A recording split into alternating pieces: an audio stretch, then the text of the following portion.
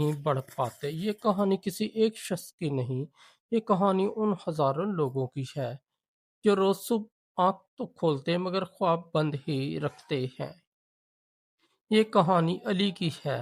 علی ایک عام سا نوجوان تھا، کسی بھی پاکستانی شہری کی کسی بھی گلی میں رہنے والا، نہ بہت غریب نہ بہت امیر، تعلیم بس اتنی کہ روزگار کی تلاش کر سکے، اور خواب بس اتنے کہ زندگی تھوڑی بہتر ہو جائے۔ مگر سال گزرتے گئے اور علی وہیں کا وہیں کھڑا رہا۔ ایک دن نہیں بدلا اور ایک مہینہ نہیں بدلا، ایک سال نہیں بدلا۔ علی اکثر کہتا تھا یار قسمت ہی خراب ہے، ملک میں مواقع ہی نہیں، اوپر والا جب دے گا تب ہی کچھ ہوگا۔ مگر حقیقت کچھ اور تھی۔ پہلی وجہ سوچ کی قید۔ علی کی سب سے بڑی دشمن اس کی اپنی سوچ تھی۔ وہ ہمیشہ یہی سوچتا، میں یہ نہیں کر سکتا، یہ کام مجھ جیسے لوگوں کے لیے نہیں، یہ صرف امیروں یا ذہین لوگوں کا کام ہے۔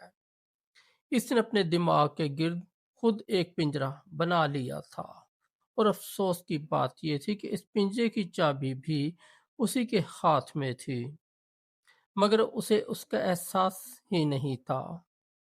دنیا میں آگے بڑھنے والے لوگ پہلے اپنی سوچ کو آزاد کرتے ہیں، اور پھر پیچھے رہ جانے لوگ پہلے ہی ہار مان لیتے ہیں۔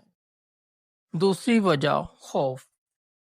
علی کے دل میں خوف بیٹھا ہوا تھا، ناکامی کا خوف، لوگوں کی باتوں کا خوف، اگر نہ ہوا تو کا خوف۔ وہ کام شروع کرنے سے پہلے ہی انجام سوچ لیتا تھا، اور انجام ہمیشہ برا ہی نکلتا تھا۔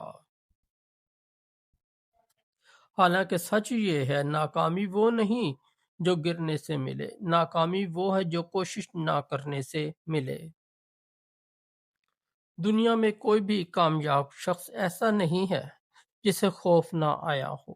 فرق صرف اتنا ہے کہ کامیاب لوگ خوف کے باوجود چل پڑتے ہیں۔ تیسری وجہ آرام سے محبت۔ علی کو آرام بہت پسند تھا۔ دیر سے سونا، دیر سے اٹھنا، موبائل پر گھنٹوں سکرول کرنا، ٹی وی ڈرامے، فضول بحثیں۔ وہ کہتا تھا میں بس آج آرام کر لیتا ہوں، کل سے پکا محنت کروں گا، لیکن وہ کل کبھی نہیں آیا۔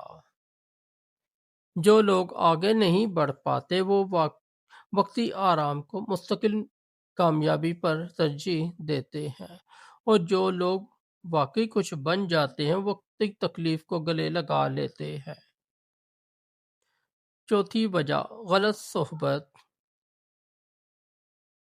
علی کے دوست بھی اس جیسے ہی تھے، سب کے خواب بڑے مگر قدم چھوٹے۔ سب حکومت کو کوستے، نصیب کو گالیاں دیتے، مگر خود کو کبھی ذمہ دار نہ ٹھہراتے۔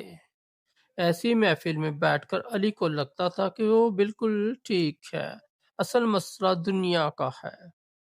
یاد رکھیں، آپ کی صحبت آپ کا مستقبل لکھتی ہے۔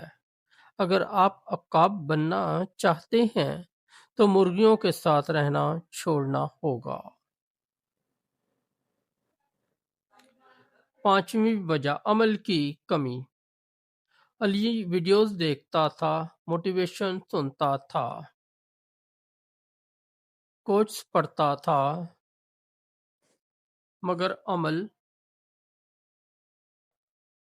وہ زیرو تھا۔ وہ سمجھتا تھا کہ جان لینا ہی کافی ہے، حالانکہ اصل طاقت کر گزرنے میں ہے۔ دنیا میں 90% لوگ جانتے ہیں کیا کرنا ہے، مگر صرف 10% لوگ کرتے ہیں۔ ٹرننگ پوائنٹ، موڑ۔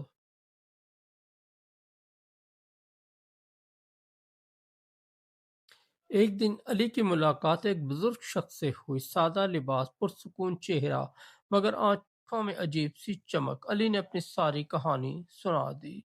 بزرگ مسکرائے اور بس ایک جملہ کہا، بیٹا تم ہارے ہوئے نہیں ہو، تم نے کبھی جنگ لڑی ہی نہیں۔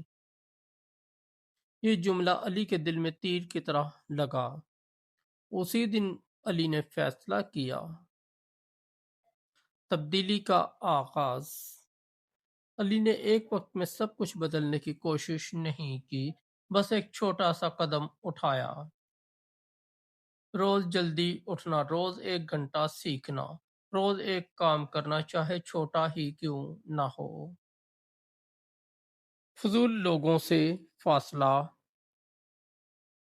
موبائل کا کم استعمال۔ دن مشکل تھے، اکیلا پن تھا، مگر دل میں سکون تھا۔ نتیجہ 6 مہینے بعد علی امیر نہیں بنا تھا، مگر وہ مضبوط بن چکا تھا۔ 1 سال بعد وہ کامیاب نہیں کہلاتا تھا، مگر وہ آگے بڑھ رہا تھا، اور یہی اصل کامیابی کی پہلی نشانی ہے۔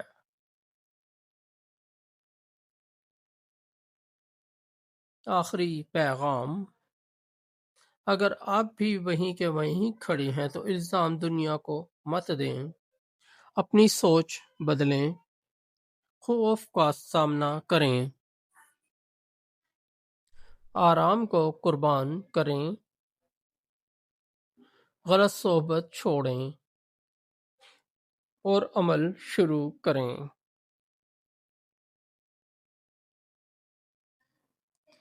کیونکہ بلندی قسمت سے نہیں، بلندی فکر سے ملتی ہے۔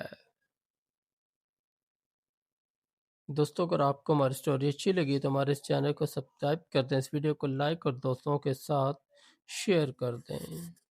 ہم روزانہ انشاءاللہ اسی طرح کی موٹیویشنل سٹوریاں آپ کے لیے لاتے رہیں گے۔